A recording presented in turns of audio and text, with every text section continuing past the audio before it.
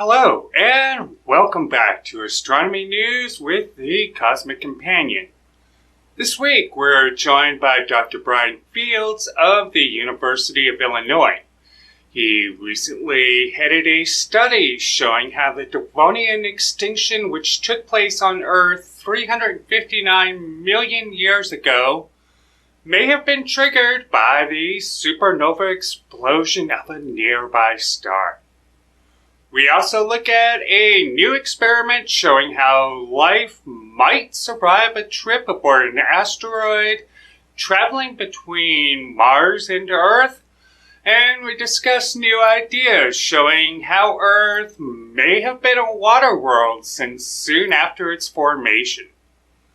Finally, we gaze out to the nearby galaxy Andromeda as the Hubble Space Telescope reveals a massive halo of ionized gas surrounding this massive collection of stars. An experiment from Tokyo University exposed bacteria to the extreme conditions of space for periods ranging between 1 and 3 years. These microorganisms were affixed to a special plate placed outside of the International Space Station, where they were subjected to the vacuum, extreme temperatures, and the radiation of space. The study found that near the center of pellets, 0.5 millimeter in size or larger, about 4% of the bacteria survived the ordeal. These microorganisms were shielded by other bacteria in the outer layers of the pellets, which formed a protective layer, saving those bacteria near the middle of the samples. This lends idea to the idea of panspermia, the theory that life on Earth may have originated in space. A new study shows the original source of water on Earth may have been in statochondrites, objects found in the inner solar system. These bodies were thought to be dry, but new examination reveals they could have brought 3 times as much water to Earth as we see today. Further analysis reveals 95% of the water on Earth is identical to water found in these EC meteorites. If this finding is confirmed, it would suggest Earth was a water world since soon after it formed 4.5 billion years ago. Astronomers using the Hubble Space Telescope have mapped a massive halo of gas surrounding the Andromeda galaxy. Roughly the size of the Milky Way, Andromeda is the nearest large galaxy to our own family of stars. The team measured light from 43 quasars, or active galaxies, sitting behind the halo, finding the cloud reached out more than 2.5 million light years, about 2/3 of the distance to our own galaxy. In roughly 4 billion years, Andromeda and the Milky Way will collide, greatly altering the structure of both galaxies. This week, we are joined by Dr. Brian Fields, an astrophysicist at the University of Illinois. He recently headed a new study showing how the Devonian Extinction may have been caused by a nearby exploding star.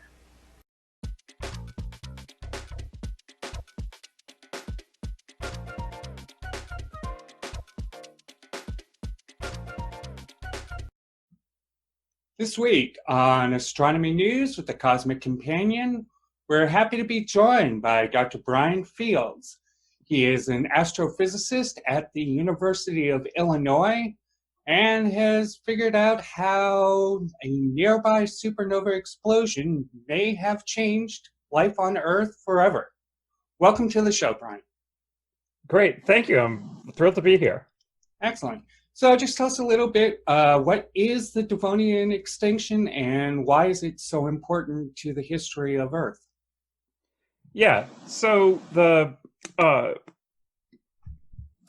so in the history of life on Earth, the species come and species go all the time, but there are five instances where a lot of species died off in a dramatic way. So these are the five main mass extinctions, they're called.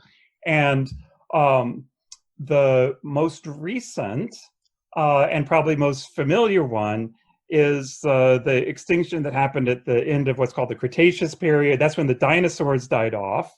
So that was 65 million years ago. Uh, and uh, uh, and that was caused, or certainly a major cause, was that there was a giant impact. So a huge asteroid or comet slammed into the Earth just off the Yucatan Peninsula in Mexico, and that ultimately led to the demise of the dinosaurs. And so that already is an example of an extinction that was sort of death from above. It was due to an astronomical event. There are four earlier examples of mass extinctions. I should hasten to add, I'm no geologist, I'm not a paleontologist, but my impression is all of them, there's still debate about what their origin was. And so we're interested in the end of the Devonian period, where there was an extinction. So the Devonian is much earlier than the dinosaurs. Dinosaurs were 65 million years ago. Now I'm talking about that something, the Devonian started 420 million years ago, so quite a long time ago. Lasted for about 60 million years, and it ended 359 million years ago. So just mind-boggling, the timescales. And maybe I could just mention that the way this happened is clearly a little different from what happened to the dinosaurs, because the end of the Devonian in the last many million years, there was already a die-off of species, sort of a gradual die-off, which was really not so much an extinction, but like I said, species come and go, and the rate of dying off of species was actually pretty similar to other times. That wasn't particularly dramatic over the long run, but there was not an appearance of new species. So the total amount of sort of species around, the biodiversity was going down and down and down. It was a diversity crisis, if you will. And it's still, and there's still some debate about what that is, but likely it has to do, I understand, with what was going on with the planet at the time. So this was right before the time of Pangea, where all the continents came together to make one supercontinent. And the Earth wasn't quite there, but it was nearly there. There were a couple of really large continents, but there's one particularly large one, the Gondwana continent, and a couple of other smaller ones. Siberia was its own continent, which is just a mind-blowing idea to me. So the globe looked totally different back then, and so there were these giant oceans, and the ocean levels had risen, but because the land wasn't so spread out among the oceans, the ocean-dwelling species, there's kind of no little niches where you could hide and develop independently of other life, and so the thinking is that is part of what made it hard for new species to appear, because there weren't little niches where you could evolve being unharassed by other species. But it was really quite a time. So it was 60 million years as Devonian lasted. It was the beginning of where the life really took hold on land. By the end, there were these giant trees, 30 meters tall, and there were little critters on Earth, to include four-legged creatures who walked the land, called tetrapods. And there's vast life in the oceans. This is when fish really took off as species, and there are other things as well. These things called ammonoids, which are sort of like octopuses, and something you might recognize. There were sharks. The forerunners, the primitive versions of today's sharks, were around then. But all of that went under great stress. Again, at the end, the species were dying off in sort of, or rather not really being replaced by new species is the more correct thing to say, this biodiversity crisis. But then right at the end of the Devonian, 359 million years ago, there was then a dramatic extinction, and a couple before that as well, where then this really was punctuated where a bunch of species all died at once. And that's where we come in. Right. And of course, as you mentioned, 370 million years ago, we had the Hagenberg extinction event, and then it was followed up by the Kalwasser event. Is that what you're saying, that the Kalwasser event, the one that finally ended? The big extinction at the end was the one that was likely caused by a supernova. That's right. So these things have names. So at the end of the Devonian, these two instances of sort of rapid die-off, where there really was a bunch of loss of species, not just replacement of new ones, but loss of the ones that existed. Yeah, those are called the Kalwasser event and the Hagenberg events, names to do with where they were discovered. And the very last one is this Hagenberg event. And just recently, a couple of months ago, this really interesting new result came out and was published that at this very last extinction event that marked the very end of the Devonian period, they studied spores, little plant spores, and found that in the fossils, and found that they were deformed and kind of mutilated, and if you look at them, they look like they're burnt. And the way they look is how do you get that? Well, it turns out you can get this with modern spores. You can get this if you hit them really hard with ultraviolet light, UV radiation. It's bad for us. It gives us skin cancer. It's really bad for spores. So they're a sort of the canary in the coal mine that tells you about harsh UV radiation. And so what this tells us is somehow the Earth's surface was bathed with really intense ultraviolet light. Well, how does that happen? That happens if we take away the ozone in the stratosphere, the upper atmosphere of the Earth, because the ozone kind of acts as a shield for the ultraviolet light from the sun. And if you take it away, then there's nothing blocking it, and then the sun's UV comes down and does great damage. And so the bottom line then is this new data based on these spores is saying that something catastrophically removed ozone from the Earth right at the same time this extinction was going on at the end of the Devonian. And what evidence do we have that a supernova was responsible for that? Great. That's exactly the right question. And I want to be clear that this result about ozone loss is very new, and so we still don't know for sure what caused it. And the people who wrote this paper, they're led by a British group at Southampton. They considered a couple of causes themselves that were not to do with a supernova. One was, what if there's a lot of volcanism? And they showed that the volcanoes should have emitted other things, other elements you don't see, like mercury. So that's actually pretty unlikely. They ruled that out. They did think that it might be possible. There was some warming going on during some of this, the global rise in temperatures, and and they proposed a way that could put more water vapor in the air, and that could actually end up being damaging to ozone. And that would be an important thing to know in general if that happens, because we're living in an age of warming right now, and if that also could lead to increased ultraviolet ozone loss, that would be something we would want to know and try to prevent. It turns out that this is still a new idea, and so that needs to be pursued more, and that's an interesting idea, and there's some questions about how that will work out in detail. And where we came in was simply to point out that for more than 50 years now, running through the astrophysical literature, people have pointed out that explosions in space are removing ozone from the Earth.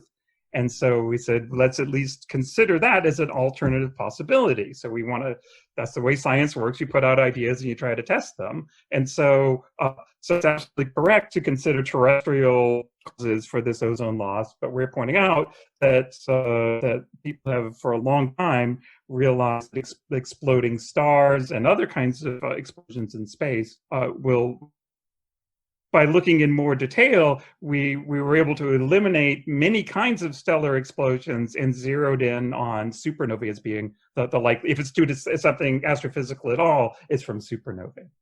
Right. And so we know that, or we suspect now that supernovae often occur in clusters. And so when one supernova goes off, it could trigger nearby stars on the edge of going supernova to push them over the edge. So we also know that there was a 300,000 year or so loss of biodiversity, as you mentioned, right before this happened. And could there be a connection between those two? Between supernova clusters and... Yeah, so so one of the things, just as you say, supernovae, the supernovae come in actually a couple of different varieties, but the more common variety, and the variety we think is responsible, is from the deaths of the most massive stars. So something maybe 8 times the mass of the sun or more. And those are actually quite unusual stars. I mean, they're in a sort of fair sample of the galaxy, they're less than 1% of all, considerably less than 1% of all stars. They're overrepresented in the sky because they're enormously luminous. And so you can see the Betelgeuse is a famous one, Antares, many others that you know their names, because they're so incredibly bright. They're like the celebrities of the cosmos. They live fast, die young, and leave a beautiful corpse. And they're also very social, because like celebrities hang out with other celebrities in Hollywood. It's the same with massive stars. They tend to be born in clusters where several are formed at the same time. And on top of that, almost every massive star is in a binary system. So it's not by itself. It has a companion star that it orbits around. That's not so unusual. Most stars are actually in binaries. But massive stars are almost 100% in binaries, and they're very likely to be in a binary with another massive star. That happens all the time. So there'd be 2 of these massive stars destined to explode that are orbiting each other. And the way this would work is one would explode, and in astronomical terms, very soon another would explode, but very soon might mean 1 million years later. So the idea is, if you have one, all that means, if you have one nearby supernova, it's very likely you have more than one. And so if we think one event, this is ozone loss, this Hangenberg event was caused by a supernova, we think it's very worthwhile to look at some of these earlier events in the Devonian, because we think they too might have been from other supernovae, born in the same cluster, part of its same social circle. And maybe I can say, you mentioned about like the fact that this extinction happens over a long duration. That's actually part of how we know that if it is from an explosion at all, an astrophysical explosion is from a supernova. And that's because of how a supernova gets you. And a supernova is a 1-2 punch.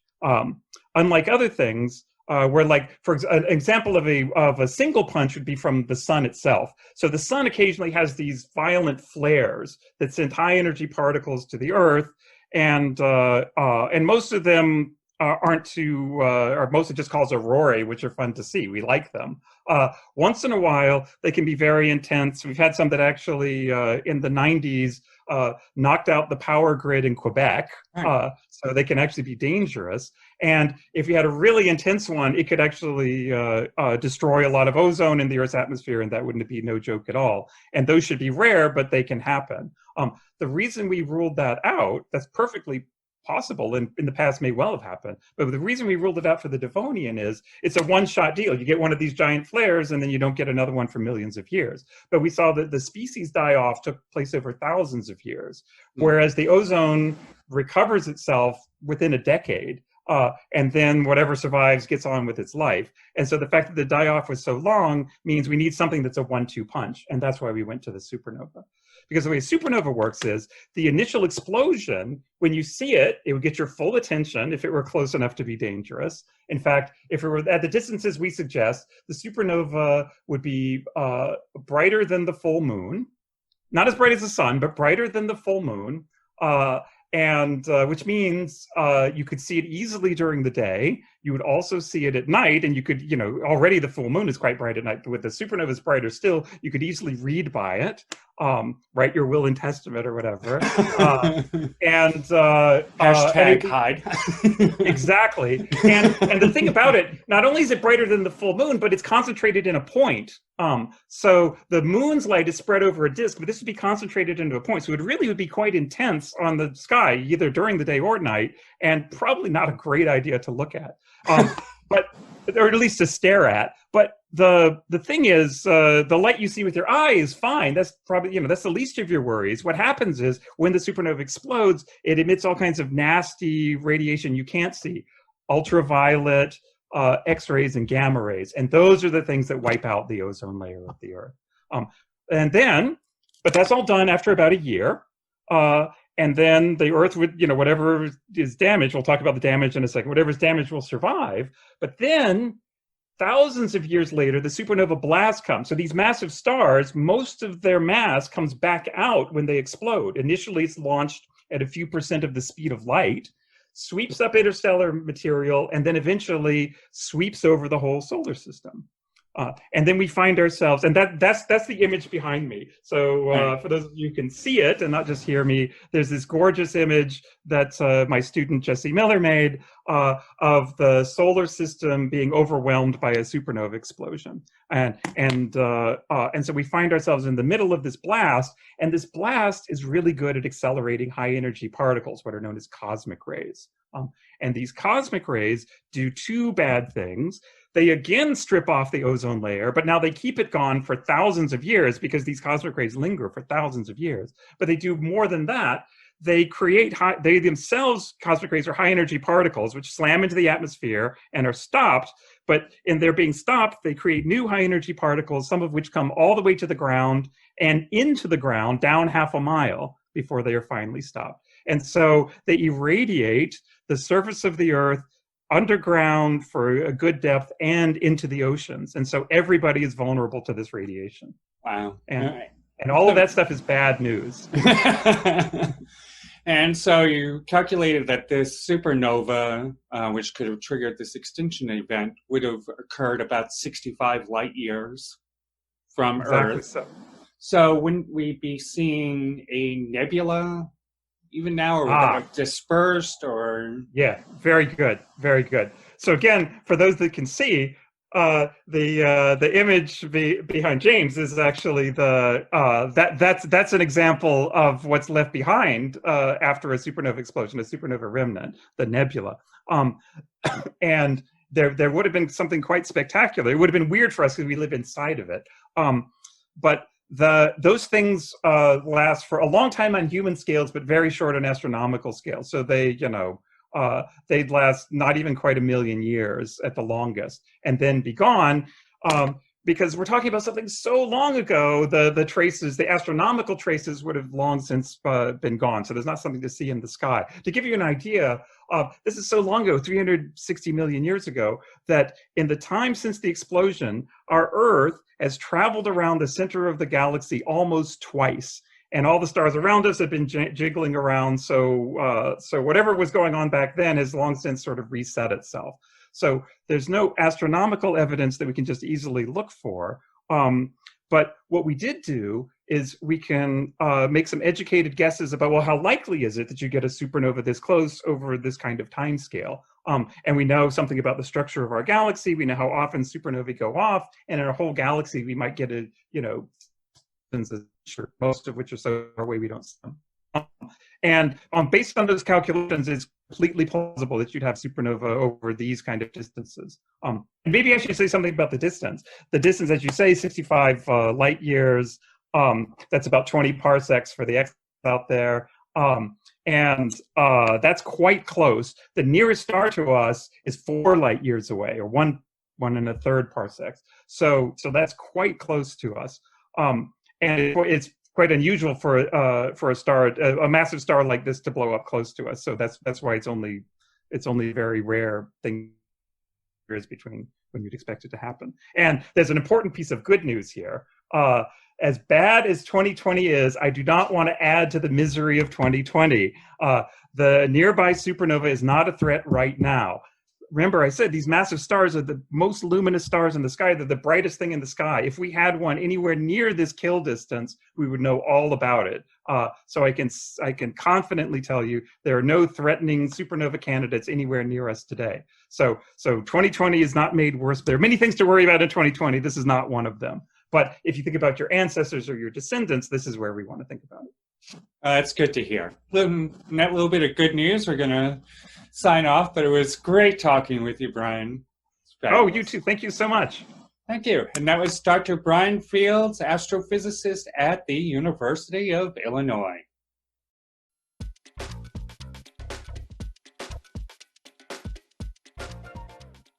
Next week on Astronomy News with the Cosmic Companion, we'll be joined by Dr. Dimitra Atri of New York University, Abu Dhabi. We will be talking about his study showing microbes might live beneath the surface of Mars, aided by galactic cosmic rays. Subscribe to this channel and never miss an episode. Please stay safe, stay healthy, and keep your wonder alive. If you enjoyed this episode of The Cosmic Companion, please download and share the episode on YouTube, Facebook video, or on any major podcast provider. For more details on space and astronomy news, please visit thecosmiccompanion.com or thecosmiccompanion.net.